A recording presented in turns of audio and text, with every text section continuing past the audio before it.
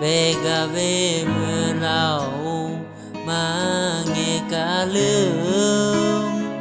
khe mà mi đã nó gạo cứ nè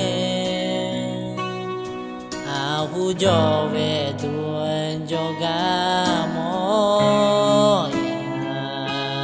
mi đau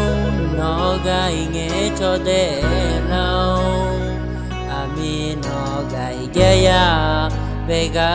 lao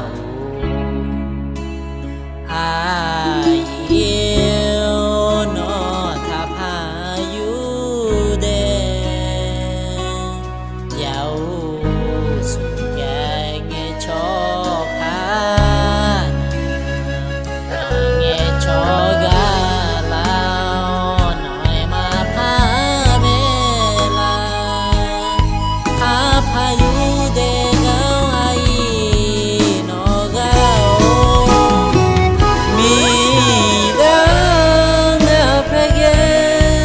cứ gà môi gà phê cho cha à gà nghe cho là ya chạy mà cha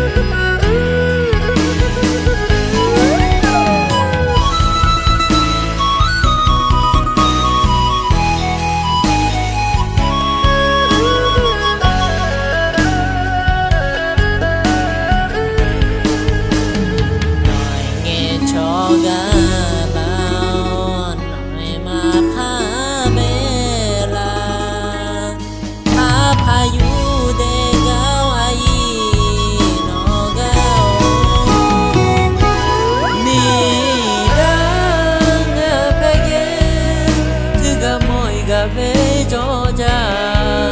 à gà nghe cho là ya chạy mà cha